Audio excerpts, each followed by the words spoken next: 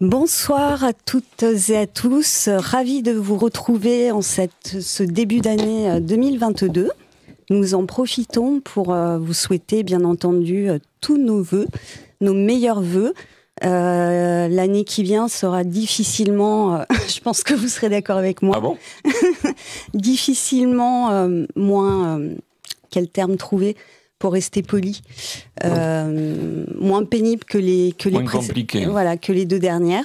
Donc bonsoir Jean, bonsoir Michel, bonsoir Gérard. Voilà. Bonsoir à tout le monde. Voilà. Donc ce soir, nous allons aborder un sujet. Moi j'ai un vœu. Oui. J'ai un vœu qui lâche les baskets un peu aux non-vaccinés. D'accord. Voilà, merci. D'accord. Petite annonce de Michel. Voilà. Bon. Mais tu pourras, oui, on a le droit d'exprimer toutes ces opinions. Hein. Il n'y a pas de souci. Là n'est pas le sujet de notre émission, je vous le rappelle, donc une émission juridique qui donne l'accès au droit à tous de façon la plus simple et la plus claire possible. C'est notre but. C'est ce que nous poursuivons et depuis peu. Jean nous a rejoints et nous en sommes absolument ravis car ça rejoint également l'objet de son association, je vous la rappelle, l'ADEC, Association Droit, Devoir et Citoyenneté. Ce soir, nous allons aborder un sujet malheureusement grave et malheureusement de plus en plus d'actualité, dans le sens où il s'en produit de plus en plus. Nous allons parler de violences en général et de violences aggravées en particulier. Ensuite, nous aborderons un peu plus précisément le problème des enfants. Voilà, Jean, je te laisse introduire, d'autant que ta carrière professionnelle va pouvoir nous apporter des faits bien plus concrets que uniquement la loi. Oui, parce qu'en fait, il n'y a pas que la loi. Je ne sais pas si vous avez vu la vidéo qui a couru et qui court encore sur les réseaux sociaux, dans lequel on voit une forme de violence qui est à la mode désormais, mais qui est complètement absurde et ignoble. 3 individus en voiture se déplacent dans une ville, ciblent une personne âgée ou vulnérable, s'approchent, lui demandent quelque chose, la personne veut répondre, et à ce moment-là, le passager arrière saisit le bras de la personne, et le chauffeur accélère. Tout ça, c'est filmé par la troisième personne, le troisième individu. Il accélère jusqu'à ce que la personne se casse la figure. Et elle risque effectivement de se faire écraser. Donc elle s'éclate le visage par terre, elle se brise les membres. Et ils sont contents, ils repartent et ça rigole. Et c'est diffusé sur les ondes. C'est très agréable, ça. Ça a été fait à Épinay, Épinay, je crois, en région parisienne. Ils ont fait ça à un individu un pauvre monsieur de 68 ans, qui sortait d'un PMU et qui semblait connaître heureusement, parce qu'il les a reconnus et ils ont été arrêtés grâce au témoignage. Il s'est approché, il leur a dit « Tu as pas une cigarette, s'il te plaît ?» Et le monsieur a dit « Si ». Au moment où il sortait son paquet de tabac, ils lui ont pris la main et on le voit rouler presque sous la voiture, puis s'éclater le visage. Et il est passé sur une chaîne de télévision nationale hier soir, le visage complètement tuméfié, un bras cassé, clavicule cassée. Et il n'en voulait pas. Il disait, c'est comme ça, j'étais là au mauvais endroit. Il n'avait pas de haine, il n'avait pas de ressenti. Moi, au nom de l'association que je représente, et puis au nom des victimes, on ne peut pas... certes, on peut comprendre qu'il a une telle foi, cette victime, qu'il fait grâce à ces... Mais ce sont des assassins, ils auraient pu le tuer. Et ça, ce sont des violences qui sont dites aggravées. Et il n'y a pas que celle-là. Alors, la loi... L'article 222-13 du Code pénal prévoit et réprime les violences. Mais depuis la loi de août 2010, il y a eu un amendement et ces violences qui sont aggravées ont été... le législateur a été sensible à trop de personnes qui en sont victimes, et il a voulu, de par la condition de ces personnes victimes, accentuer les peines. Si bien que lorsqu'il y a une ITT, une interruption temporaire de travail suite à une violence, qui est inférieure à 8 jours, la peine est une peine de 3 mois à 3 ans de prison et une amende de 15 000 euros.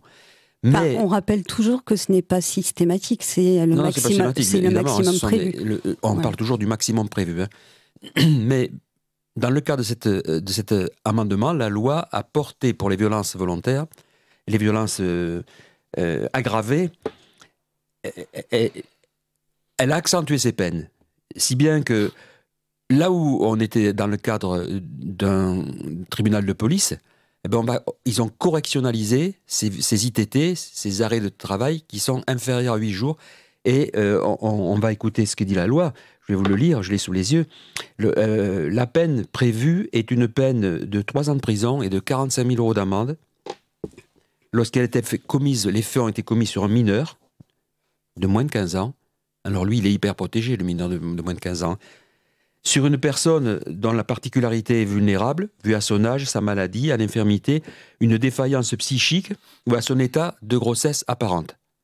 Troisièmement, sur un ascendant légitime ou naturel, c'est-à-dire si vous commettez des violences sur votre père, sur votre mère. Sur un magistrat, et là c'est important, écoutez bien, sur un juré de cour d'assises, sur un avocat, sur un officier public ministériel, c'est-à-dire un notaire, un huissier, sur un militaire de la gendarmerie nationale, sur un fonctionnaire de police ou des douanes, sur un fonctionnaire de l'administration pénitentiaire, qui en sont souvent victimes, ou d'autres personnes dépositaires de l'autorité publique, telles que les sapeurs-pompiers, professionnels et volontaires, les gardiens d'immeubles, assermentés évidemment, et exerçant pour le compte d'un bailleur connu, évidemment, hein, pas privé. Ensuite, quatrièmement, sur les enseignants et tous les membres du personnel travaillant dans les établissements publics ou privés, mais ayant trait aux enfants et à la scolarité. Sur un conjoint et sur ses ascendants en ligne directe, sur un témoin ou sur une victime d'une partie civile pour l'empêcher de dénoncer des faits ou d'aller déposer plainte, ou en raison de son appartenance ou de sa non-appartenance à une tendance particulière, une race, une religion, ou en raison de son orientation sexuelle. Fait commis par le conjoint sur son conjoint. Ça peut être par l'homme sur la femme ou par la femme sur l'homme. C'est des violences aggravées. Et ensuite par une personne dépositaire de l'autorité publique chargée d'une mission de service public avec préméditation ou guet-apens. Également, dans un établissement scolaire, si un établissement public ou un hôpital, tous les établissements publics, si vous commettez des violences, elles seront systématiquement référées comme violences aggravées. Ensuite, sur une personne agissant en état d'ivresse. Et je vais jusqu'au bout parce que c'est important. Et enfin, par une personne dissimulant volontairement sa personnalité avec un masque. Donc ces peines peuvent aller jusqu'à 3 ans de prison et 45 000 € d'amende. Ce sont les violences aggravées. Eh bien là, actuellement, presque toutes les violences traitées dans les juridictions sont des violences aggravées, parce qu'elles revêtent un caractère d'aggravation qu'on a vu dans la structure de l'amendement de cette loi. Excuse-moi Jean, je ne voulais pas te couper, mais tu as employé un terme qui était celui de correctionnalisation. Encore une fois, nous sommes juristes, tout le monde ne l'est pas, il faut que l'on explique la hiérarchie des peines. Voilà. Donc, tu parlais de tribunal de police, donc ça c'est pour tout ce qui est contravention. Oui, le tribunal correctionnel. Tribunal correctionnel pour ce qui relève donc du correctionnel, donc comme tu l'as dit, ça a été donc correctionnalisé. Voilà, c'est ça. Et les crimes, cour d'assises. Voilà. Excuse-moi, ça me semblait important. Non, mais c'est vrai, parce que le commun mortel n'est pas obligé d'être familiarisé à cela. Hein. Quelqu'un qui va vous bousculer, ce sont des voies de fait, c'est une simple amende qui est contraventionnalisée par amende simplifiée. Si vous met une gifle, ce sont des violences volontaires, il y a une ITT, une interruption temporaire de travail de moins de 8 jours, c'est aussi, ça passe devant le tribunal de police et vous risquez de 3 jours à 3 mois de prison et puis une amende de 15 000 €. Par contre, si vous mettez une gifle à un policier, vous tombez dans le cadre des violences aggravées. Et même si l'ITT est inférieur à 8 jours, vous risquez quand même une peine de prison et une peine d'amende pouvant aller jusqu'à 45 000 €. On a aggravé, donc on a correctionnalisé cette infraction. Elle est devenue un peu plus grave. Alors moi, il y a une question que je voudrais poser, à savoir, tu parles toujours de peine de prison avec ou sans sursis, mais également d'amende. Qui recouvre ces amendes et comment sont-elles recouvrées ? quels sont les pouvoirs, qui recouvre ces amendes? Parce que moi, en tant qu'huissier, ancien huissier, j'ai jamais eu d'amende à recouvrer dans ces cas-là. C'est pas le domaine de l'huissier, c'est le domaine du Trésor public. D'accord. Et on n'échappe pas, on peut échapper à l'huissier par des moyens que tu connais très bien, mais on n'échappe pas au Trésor public. Le recouvrement se fait systématiquement. Ils nous retrouvent, on est fiché, ne serait-ce que par la carte vitale. Ils vont nous retrouver, ils vont retrouver l'auteur des faits. Et quels sont leurs moyens? Et la contrainte par corps est la seule. On peut avoir des dettes auprès de n'importe qui. Je suis d'accord. Alors la contrainte par corps, c'est le fait de refuser sciemment. On a un exemple actuellement. Il y a une personne qui a été incarcérée, qui est très connue, qui est ancien directeur de la police nationale et puis qui a été au ministère de l'Intérieur, donc qui a refusé de payer ses amendes. Il a fait. Pas de qui tu veux parler. Oui, bon, c'est Monsieur Guéant. Je peux le dire parce que c'est pas un exemple. Quand on a été patron des flics, on fait pas des choses comme ça. Mais c'est une information publique, donc on a. Bien sûr, c'est information publique, on va le dire. Il a souci. été condamné à une très forte amende et un échéancier a été prévu par le Trésor public. Et de cet échéancier, il n'a pas assumé tout le temps. Il a détourné un petit peu d'argent pour, soi-disant, aider sa famille. Bref, le fisc ne joue pas. La première injonction, c'est où vous n'avez pas payé, donc vous payez l'intégralité. Vous ne pouvez pas. Là, c'est la contrainte par corps. Oui, mais la personne qui n'a rien. Alors, la personne qui est insolvable. Alors, attention, ce que l'on appelle contrainte par corps, bien sûr, c'est la détention, c'est la prison. Alors, attention, c'est pas parce qu'on est... la contrainte par corps, c'est une somme d'argent qui va diviser la somme que vous devez et qui va fixer les jours de prison. Le jour de prison a un prix. Mais vous allez faire 30 jours de prison ou 1 an de prison. Mais quand vous sortez, vous allez sortir, vous allez toujours devoir l'argent au fisc. Hein. Il ne vous lâchera pas tant que vous n'aurez pas payé. C'est pas parce qu'on a été contraint d'aller en prison que l'on va échapper à la peine. Il n'y a pas de prescription. Une fois que tu es condamné, non, il faut payer. Là, il n'y a pas de prescription. Alors, ta question était, tu me disais? Mais si la personne est insolvable? Alors, l'insolvabilité, ça passe aux pertes et profits. Ça s'organise souvent. Il faut vraiment... Oui, attention, ça s'organise. Si elle est organisée... Nous sommes d'accord. Lorsqu'il s'agit d'une personne qui a eu des revenus fiscaux suffisamment importants pour qu'on puisse considérer qu'elle a de l'argent de côté ou qu'elle a des biens, mais après une enquête rondement menée par les services des impôts, les services fiscaux, et qu'on s'aperçoit que la personne n'a plus rien, soit parce qu'elle est organisée au nom de quelqu'un d'autre, soit parce qu'il a été ruiné. Mais une personne ruinée, ça passe à perte des profits, on ne va pas lui adresser une contrainte par corps. Mais ce n'est pas ça qui va résoudre le problème. Il ne pourra toujours pas payer. Donc, et si la personne a une belle voiture, mais la carte grise au nom de sa femme ou d'un tiers? Tu viens de dire, elle a une belle voiture, elle n'est pas à lui, elle est à sa femme. Du régime matrimonial. Nous sommes d'accord. Si elle est à sa femme, si la carte grise est au nom d'une tierce personne, qu'elle est sa femme ou quelqu'un d'autre, on ne peut pas lui saisir. Ah non. Alors, ça c'est l'organisation. Je suis pas sûr, ça serait parce que je me souviens des cas. Ça fait partie des biens communs. Si c'est un couple marié. Moi, alors, attention. Si c'est un couple marié, il n'y a pas de contrat de travail, ils sont caution solidaire, la voiture sera saisie. Voilà. Mais moi, je me souviens d'avoir eu des dossiers contre des commerçants. Le dossier était contre monsieur, c'était madame qui était propriétaire, étant donné que, alors c'est pas tout à fait pareil, mais étant donné que madame, si le monsieur décédé allait toucher des allocations de cette caisse de retraite, il poursuivait madame si monsieur était insolvable. Hein. Alors on n'est plus dans le domaine du pénal, on est dans le domaine du civil, ça c'est ta partie en tant que civiliste. Hein. Je ne vais pas empiéter sur, mais c'est plus de pénal.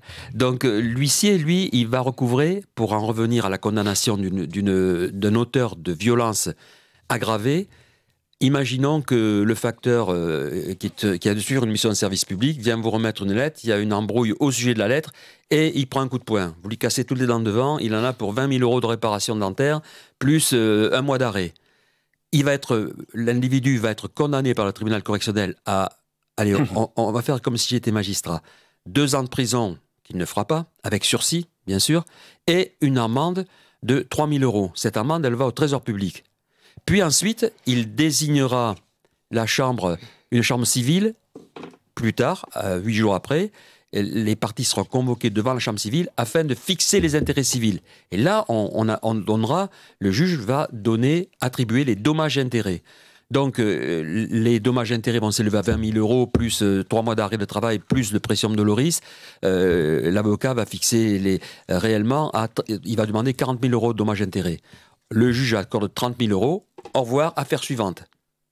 Et là, si la victime ne ne fait pas les voies de recouvrement prévues par le Code civil, le Code de procédure civile, pardon, on ne pourra jamais récupérer l'argent que la victime, l'argent ne sera pas versé. Donc qu'est-ce qu'il faut faire? Il faut s'adresser à un huissier de justice. Alors c'est l'avocat qui va le faire, c'est un avocat, sinon on s'adresse à l'huissier de justice, et c'est l'huissier qui va, après que l'ordonnance de condamnation ait été remise à l'huissier, qui va exécuter, puisqu'il y a un tampon, qu'on appelle la grosse, c'est ce tampon qui dit que toute personne revêtue d'une mission de service public et en tant qu'officier ministériel peut, alors qu'il s'agit d'un commissaire de police, il s'agit d'un huissier de justice, ou des impôts, peut recouvrer. Donc formule exécutoire. Je voulais pas le dire, mais ça c'est ton domaine, ça s'appelle une formule exécutoire. Il va se présenter chez la personne, il va lui exhiber la formule exécutoire qui est issue de la condamnation, et là il va exiger la somme d'argent. Alors s'il l'a pas, tu vas nous expliquer ce que tu fais, parce que moi je l'ai vécu souvent avec tes confrères. Qu'est-ce que tu fais? Tu rentres? Il y a différentes procédures, ou saisir véhicule, ou saisir immobilier, ou saisir les comptes bancaires. Donc, bon, mais ce qui est impressionnant, il ne peut pas le dire, moi je vais le dire dans les détails, c'est quand il rentre, l'huissier qui sort son carnet et qui fait l'inventaire des biens. Faire l'inventaire des biens, il fait l'inventaire de tout. Oui. Et souvent il se fait assister par la police, parce que souvent sa vie est menacée. Alors moi, en 16 ans d'installation, j'ai jamais fait une saisie avec la gendarmerie. Ça m'est pas arrivé une fois. Tu étais un huissier. Parce que les gens ont accepté que tu pénètres leur domicile. Oui. Dans le cas contraire, tu es obligé d'avoir recours au service. Oui. C'est bien souvent pour ça que les huissiers sont accompagnés. La seule exécution. Également pour les raisons de sécurité. La seule exécution, entre guillemets, que je faisais avec la police, c'était le constat d'adultère. Parce qu'à 6h du matin, on ne sait jamais comment la personne réagit. Donc là, je faisais. Mais autrement, ça ne m'est jamais arrivé. Il me semble que l'on avait abordé le sujet avec Maître Ado, qui est huissier. Oui. Mais voilà. Pourquoi ça s'explique? Tu étais en zone rurale. Et en zone rurale. Oh non, pas particulièrement. J'étais à Bordeaux aussi. Ah, tu étais à Bordeaux aussi. Oui. Alors disons que les provinciaux sont moins belliqueux que les gens des grandes communautés urbaines telles que Paris, Marseille. C'est fréquent. Moi, je peux te dire que... oui, pas nécessairement, c'est vrai, puisque on assiste peut très facilement ici se faire accueillir avec un fusil. Je rappelle qu'il y a énormément de chasseurs. Je rappelle qu'il y a énormément de chasseurs quand même dans la région. Alors, il y a beaucoup de chasseurs, mais il y a aussi beaucoup de gens qui sont familiarisés avec, qui ont tellement banalisé la violence, qui l'ont intégré et qui usent de violence, qui vont te braquer avec un couteau ou te sauter dessus. Maintenant, c'est de plus en plus fréquent. Et c'est pour ça que le législateur a aggravé les formes de violence. Le métier d'huissier, il faut le faire, à mon avis, je ne sais plus maintenant, moi ça fait longtemps que j'ai arrêté, mais il faut le faire avec diplomatie. Oui. Et c'est ce que font la majorité de mes confrères et consoeurs. Faut le faire avec diplomatie. Avec diplomatie, on n'a rien à tout faire. J'ai fait mon stage moi chez une dame, chez une dame huissier. Et c'était il y a 40 ans. Et j'allais en saisie avec elle. J'étais estomaqué de la façon dont elle arrivait, même chez des gens très grincheux. Et là, je pèse mes mots. Même chez les gens très grincheux, elle arrivait à faire ses saisies. On n'a jamais fait demi-tour sans faire notre boulot. Jamais, ça se passait toujours bien. Alors, est-ce que j'ai copié-collé? Je ne sais pas. J'ai essayé, tout au moins. Mais bon, normalement, ça se passe bien. Ce que tu viens de dire, c'est le cas pour tous les métiers. Oui, bien entendu. Tout doit s'aborder de façon intelligente. Merci, Jean. Voilà. Tu peux décrocher si c'est urgent. Vraiment désolé. Donc nous disions, quel que soit le métier, de toute façon, ce n'est pas pour rien que la médiation se développe de plus en plus. C'est vrai, il ne faut pas l'oublier en effet. Parce que tous les problèmes partent toujours d'un défaut de communication, d'un problème de communication. C'est extrêmement important, surtout lorsque l'on exerce des métiers qui sont très à l'humain. On est obligé d'aborder les choses de façon humaine si on veut parvenir à ses fins, comme tu le disais, enfin de la façon la plus sereine possible. Oui, complètement. Je vous propose, pour revenir à notre sujet initial et essentiel, de faire une première petite pause musicale. Nous nous retrouvons de suite après. Non. Rebonsoir à tous, vous êtes toujours dans Place du Palais, votre émission juridique qui rend l'accès au droit le plus simple possible, information juridique à tous. Et nous vous rappelons que vous pouvez nous adresser vos questions ou les thèmes que vous souhaitez que nous abordions via notre page Facebook ou au je n'arrive pas à retenir 05 57 41 77 06. Voilà, CLC Média, Place du Palais. Donc, nous abordions le sujet extrêmement grave de la violence et notamment de la violence aggravée. Des violences qui se multiplient, on a de plus en plus... alors, est-ce parce que c'est davantage médiatisé? Je ne le crois pas. Après, je donne mon avis, je ne sais pas si vous serez d'accord avec moi, hein, Jean-Michel. La première cause de cette violence de plus en plus fréquente étant, à mon avis, la pauvreté qui s'accroît en France. Je ne sais pas ce que vous en pensez. La pauvreté ou peut-être l'appât du gain. L'appât du gain. L'appât du gain. Qu'entends-tu par appât du gain? Gagner sa vie sans rien faire. En volant ou en vendant de la drogue. Ou... Tu crois vraiment que c'est parce qu'on est dans une génération... Écoute, quand tu vois, pardon de prendre cet exemple, mais quand tu vois que des guetteurs dans les cités prennent des gosses de 13, 15 ans, prennent beaucoup d'argent en une journée, j'appelle ça l'appât du gain. C'était pour moi la seconde cause de cette violence. Moi, j'ai personnellement une amie qui vit à Marseille. Elle détient... Pourtant, c'est une petite ville tranquille à Marseille. Elle détient un magasin, un supermarché. Voilà, je vais pas citer la marque. Et en l'espace de 10 jours... Pour elle, il vaut mieux pas. En l'espace de 10 jours, 2 meurtres, l'un à côté de son magasin, un client qui sortait et qui s'est fait attraper, ligoter, torturer. Devant elle? Et découper, non. Enfin, devant son magasin. En fait, ils l'ont enlevé devant son magasin et ensuite, ils ont fait ce qu'ils avaient à faire chez lui. Mais ils ne se sont pas contentés de lui donner la mort. Ils ont avant employé des méthodes. Bon, bref. Et ça, c'est lié au trafic de drogue. Donc, effectivement, je ne dis pas qu'il n'y en a pas. Pour moi, il y a 2 causes à cette violence de plus en plus fréquente. C'est l'augmentation de la pauvreté en France et le trafic de drogue qui devient de pire en pire. D'ailleurs, on pourrait peut-être parler de dépénalisation, au moins du cannabis, parce que moi, j'avoue, je donne mon avis, je suis pour la dépénalisation. Bon, on va en revenir aux violences, parce que là, on va dériver encore. Et mais ça non, va mais partir non. en fumée encore. Mais non. Non, mais moi, je ne suis pas d'accord avec toi. Les causes, je vais te les dire en tant que criminologue, je vais te les dire. Oui. Parce que toi, tu constates en tant que commun des mortels et tu te dis, celui qui est pauvre, il va attaquer, il va braquer, il va commettre des violences. Et celui qui est drogué aussi, ben oui, certes, mais nous vivons dans une société extrêmement violente. Elle est violente de par le comportement de ceux qui sont censés nous représenter et qui... je parle des élus. Les élus sont des gens qui ont tellement analysé et utilisé la violence. Regarde un type comme Zemmour. Il ne parle que de division, de rejet, de haine. Mélenchon, pareil. Tous les politiques, même Macron récemment, le président de la République, il a pas fait combien d'actes de violence en disant ce qu'il a dit, c'est inadmissible. Donc ça, tout ça, certes, mais tout ça, ça exaspère tout le monde. Et ça incite à se faire justice soi-même quand on est victime.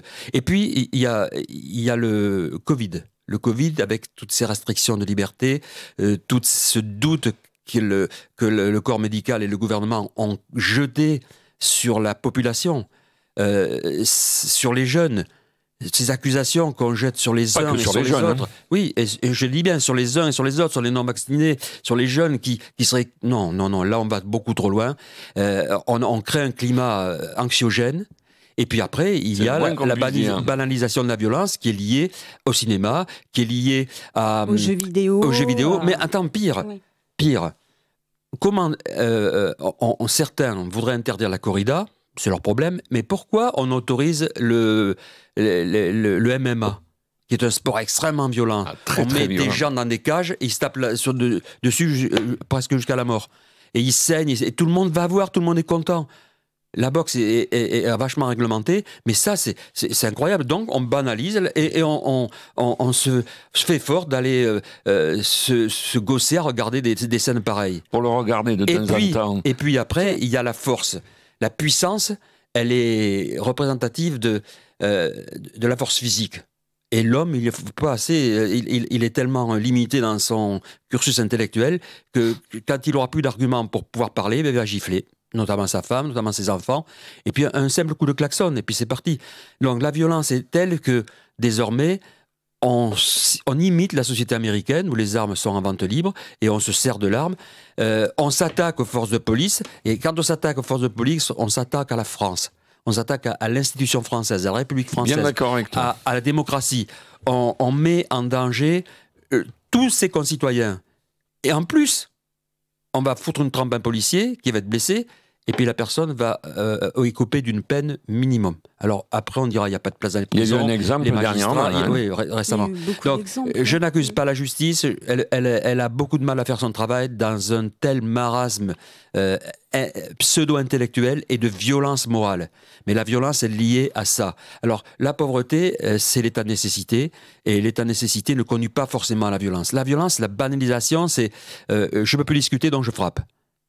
Et pas moi, mais le commun des mortels. Il va frapper qui? D'abord sa femme, parce que pour un macho, se faire rabrouer par sa femme, ça ne se fait pas. D'autant que, si j'y repense, il y a certaines sociologies ou mentalités issues de sociologie ou doctrines, ou appelez ça comme vous voulez, qui ont tendance à dire la femme, on va la voiler, elle va fermer sa bouche, puis si elle n'est pas contente, on lui fout une trempe. Bat ta femme tous les vendredis, si tu ne sais pas pourquoi, elle le sait. Mais ça, on en parle, on plaisante, on rigole, mais ça existe. On ne respecte plus la femme, on ne respecte plus l'enfant. Et puis, il y a autre chose. On ne respecte plus personne. Personne. Et on ne respecte plus les conditions sexuelles des rapports entre les hommes et les femmes, qui doivent être intimes, qui doivent être cachées.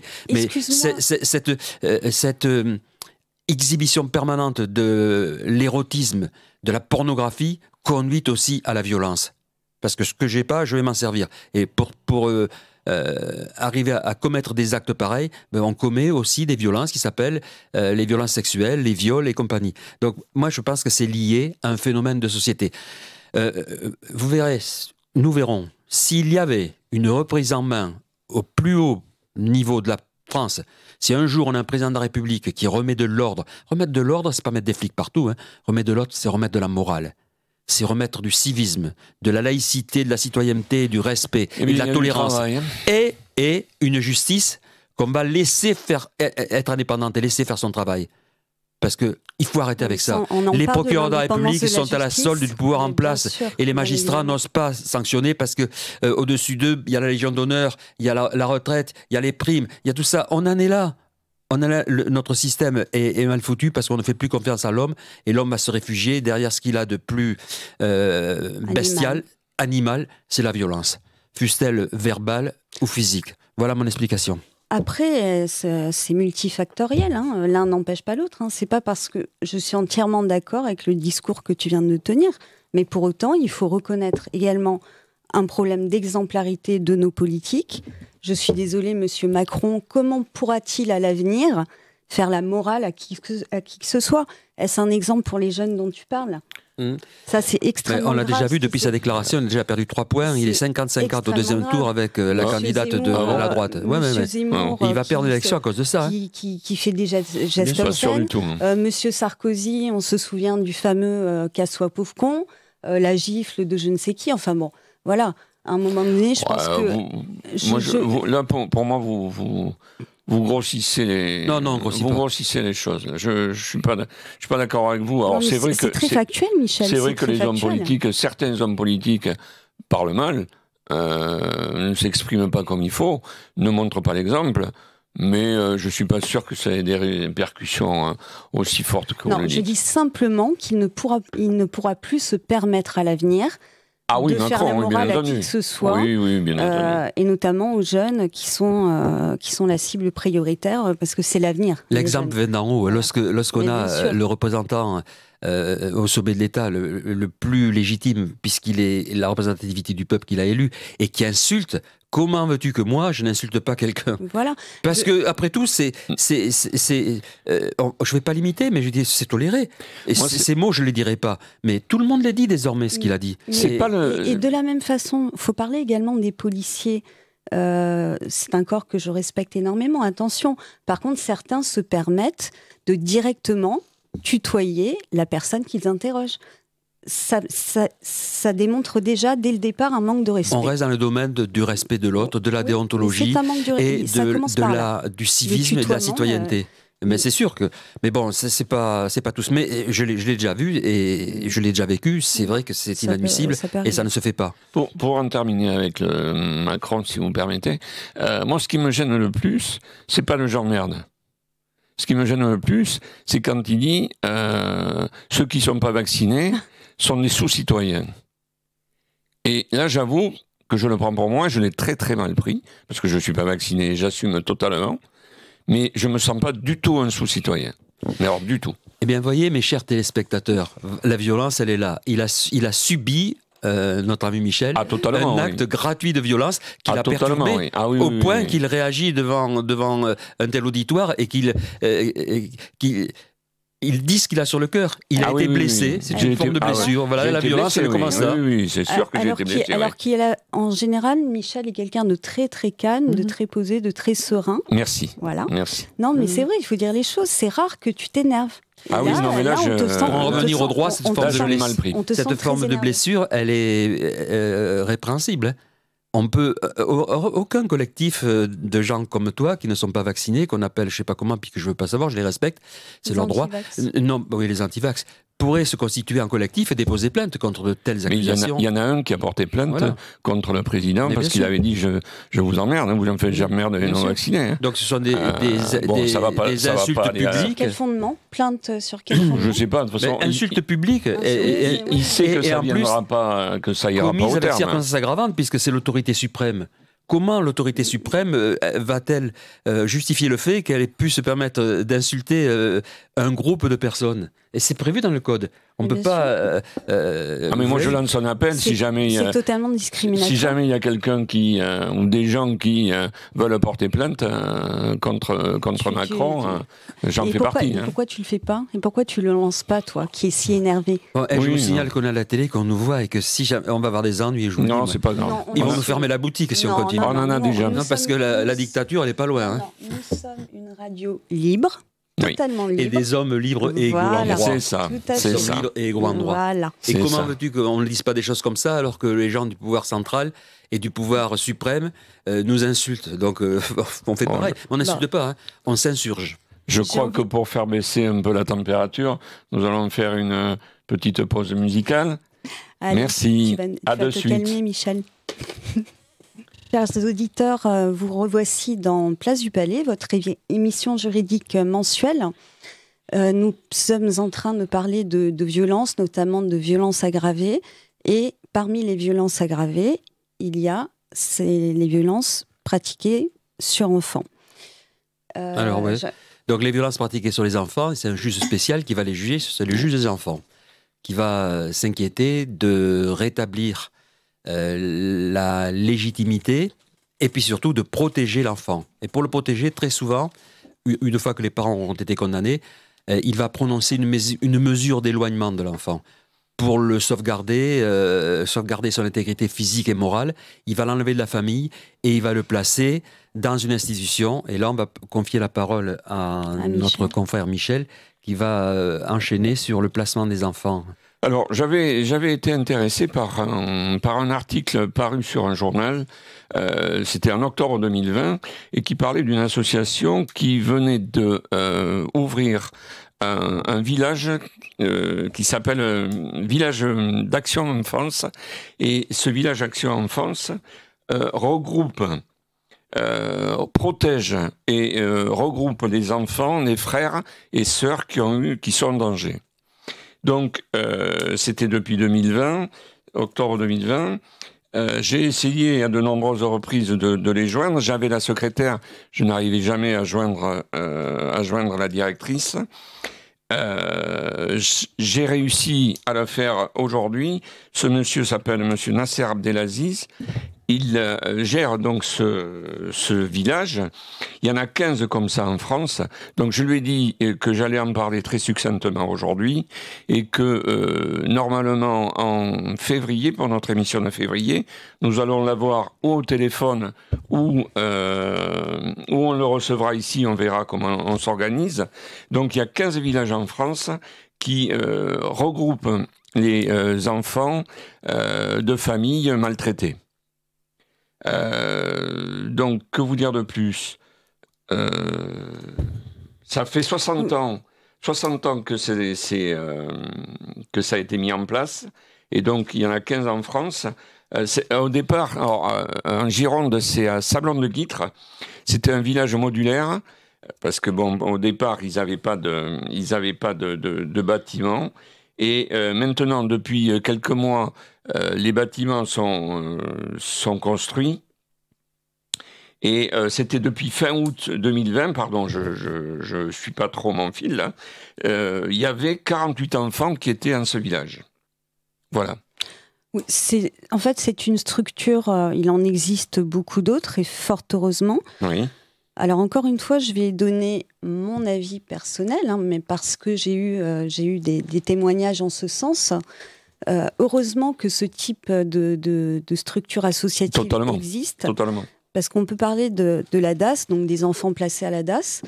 Moi, j'ai été extrêmement choquée lorsque l'on m'a expliqué que lorsque la DAS confie un enfant à une famille, donc une famille d'accueil, la famille d'accueil a pour consigne de s'occuper de l'enfant, certes, mais surtout de ne pas lui donner d'amour, de ne pas s'y attacher.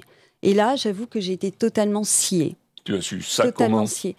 J'ai eu plusieurs témoignages. J'ai eu notamment une amie qui est famille d'accueil pour enfants. Elle travaillait à l'époque pour le département. Et elle a recueilli un couple. Pas un couple, des jumeaux, voilà, des bébés jumeaux. Elle les a eus en très bas âge. Et donc, à l'époque, elle était sous le régime national, donc sous la loi, sous l'égide de l'État, étant donné que ça passait par le conseil départemental. Et donc, elle avait pour consigne, on lui interdisait même d'emmener les enfants en vacances. Lorsqu'elle partait en vacances, parce qu'elle avait elle-même des enfants, on va dire des enfants... elle les a toujours considérés comme les siens, y compris ceux qu'elle accueillait, mais on lui interdisait de partir en vacances avec, et surtout que sa mission ne consistait pas à transmettre de l'amour, mais uniquement à s'occuper de l'éducation, de l'hygiène, du bien-être, etc. Alors, je suis étonné. Pour répondre à ta question, c'est un fait concret, je peux en témoigner, je peux même l'appeler devant vous si vous voulez, elle vous racontera l'histoire.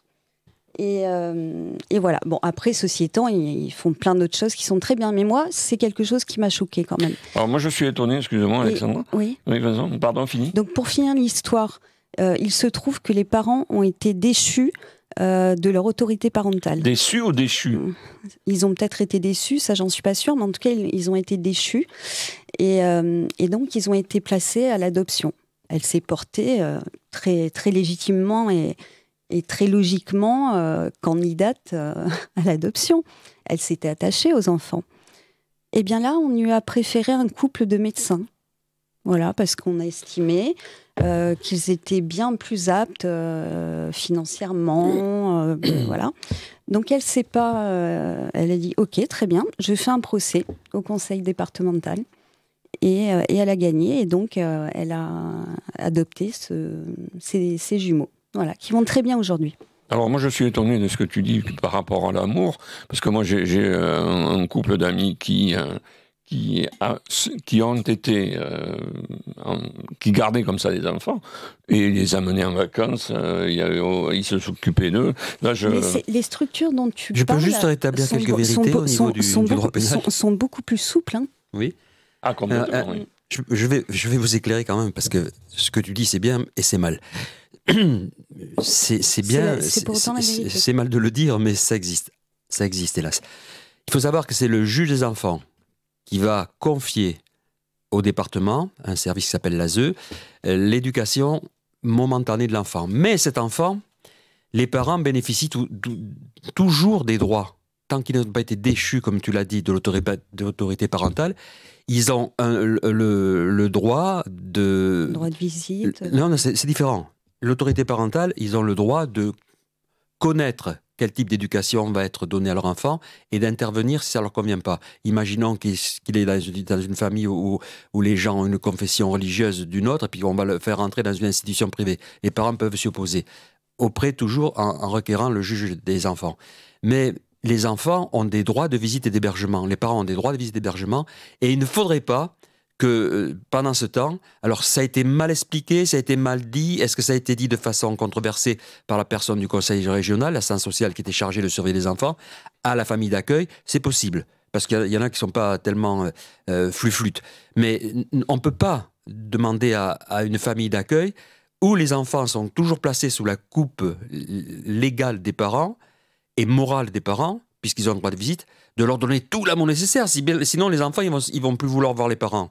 Tant que la décision n'est pas prise de déchéance de l'autorité parentale, à partir de là, l'enfant, on doit lui donner toute l'affection qu'il mérite. Et toute l'affection. Mais c'est pour ça qu'on est souvent en conflit avec...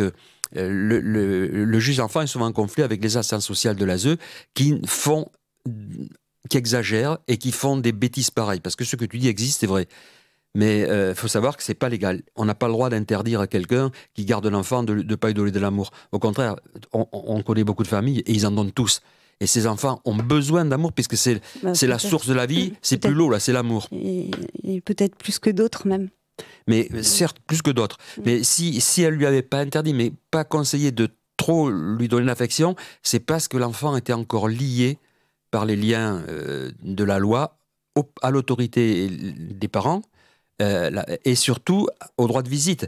Imaginons que l'enfant s'éprenne pour la mère nourricière et puis ne veuille plus voir ses parents ou refuse l'amour que vont lui donner ses parents. On ne peut pas. Là, ça serait une faute inhérente à l'administration et inhérente peut-être au manque de surveillance et de consignes données par l'assistance sociale à la famille d'accueil. Voilà, ce que je voulais dire, c'est que si c'est fait, ça a été mal fait, mais celui qui est toujours responsable de l'enfant et qui le suit, c'est, au bout de la chaîne, le juge des enfants. Et les parents, par voie de conséquence. Oui, mais le juge des enfants, il n'est pas là au quotidien, excusez-moi. Certes, oui, mais il a des relais, hein, la protection judiciaire de la jeunesse, d'une part, et puis d'autre part, les assistances sociales de l'ASE qui vont, l'assistance à l'enfance, qui vont... Oui, parce qu'il y a aussi des familles d'accueil maltraitantes, malheureusement, ça existe. Oui. Donc, mais heureusement que ça existe. Bien sûr. Heureusement que ça existe, ces familles. Cette association dont tu viens de parler, c'est quelque chose de sensationnel parce qu'ils ont beaucoup d'amour. Moi, j'ai un fils qui est éducateur, qui travaille dans une institution qui est nommément connue, et il accueille des enfants blessés, violés, battus. Mais je peux vous dire qu'il leur donne de l'amour. Il ne veut pas qu'il se substitue au rôle du père ni de la mère, mais par des gestes affectifs, par des attentions.